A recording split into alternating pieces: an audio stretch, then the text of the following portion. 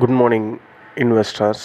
இந்த ஆடியோவில் சில பேர் கேட்டிருக்காங்க, அதாவது இந்த ரீபேலன்சிங் அப்படின்னா என்ன சார், என்ன பண்ணணும் அப்படின்ட்டு. ரீபேலன்சிங்னால் ஒன்றும் ஒரு பெரிய கம்பசூத்திரம்லாம் ஒன்றும் கிடையாது.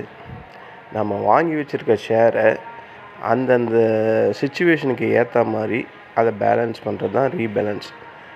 இன்னும் நல்லா தெளிவாக சொல்லணும்னா, இப்போ நீங்கள் ஒரு போர்ட்ஃபோலியோவில் ஷேர்ஸை வாங்கி வைக்கிறீங்க. உதாரணத்துக்கு ஈக்விட்டி ஷேர் ஒரு 50% வாங்கி வைக்கிறீங்க.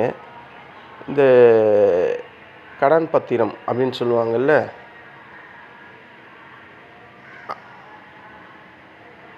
அதில் ஒரு 50% வாங்கி வைக்கிறீங்க.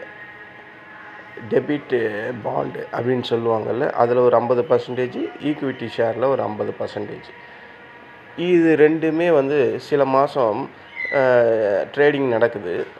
பிறகு நம்ம வாங்கி வச்ச ஷேரோட மதிப்பு ஈக்விட்டியில் அதிகமாகுது.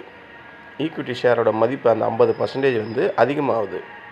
ஆனால் இந்த டெபிட் பாண்டு ஒரு 50%லேருந்து 40%ஆக குறையுது. ஸோ நம்ம ஆல்ரெடி 50%, 50%, 100% வச்சுருந்தோம். இப்போ ஈக்விட்டி ஷேரோட மதிப்பு மட்டும் ஒரு 10% அதிகமாகி 60%ஆக மாறிடுச்சு. டெபிட் பாண்டோட மதிப்பு 40% ஆகிடுச்சு. ஸோ இந்த இடத்துல நம்ம என்ன பண்ணணும்னா, நம்மக்கிட்ட ஈக்விட்டி ஷேர் இருக்குல்ல, அதில் ஒரு 10% ஷேரை விற்றுடணும். விற்ற அந்த மணியை டெபிட் மியூச்சுவல் ஃபண்ட்லேயோ இல்லை பாண்டுலேயோ மறுபடியும் வாங்கணும். ஸோ இது 60லேருந்து 50 ஆகிடுமா? இந்த டெபிட்டு பாண்டு 40லேருந்து மறுபடியும் 50 ஆகிடுமா? ஸோ மறுபடியும் நம்மளோட சமநிலையான 50%, 50% வந்துடும். ரெண்டு செக்டாருமே, ஈக்விட்டி ஷேரும் வந்துடும், இந்த டெபிட்டும் வந்துடும். ஸோ இதை தான் ரீபேலன்சிங் ஷேர்ஸ் அப்படின்னு சொல்லுவாங்க. இது இன்னும் தெளிவாக சொல்லணுன்னா, ஒரு சின்ன உதாரணம்.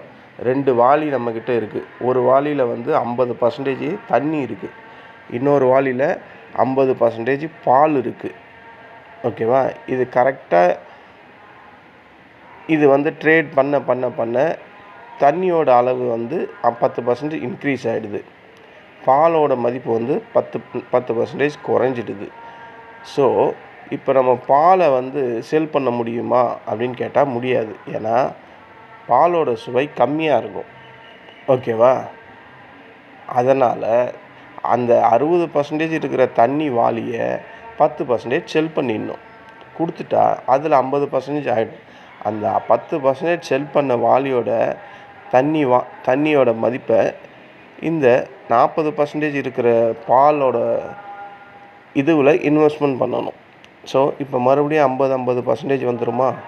இதுதான் ஃப்ரெண்ட்ஸ் ரீபேலன்சிங் அப்படின்றது. இதை நம்ம ஒவ்வொருத்தரும் அந்தந்த நேரத்துக்கு ஏற்ற மாதிரி எந்த செக்டார் உயருது, எது கம்மியாகுது அப்படின்றத பார்த்து அதை ஒரு பேலன்ஸ் பண்ணுறோம்ல, இதுக்கு பேர் தான் ரீபேலன்சிங் அப்படின்னு சொல்லுவாங்க. இப்போ உங்கள் டவுட்டு கிளியர் ஆகிருக்கா? பேர் தான் பெரிய பேராக இருக்கும், ஆனால் உள்ள ப்ராசஸ் எல்லாம் ஒன்றுமே இருக்காது. நன்றி, வணக்கம்.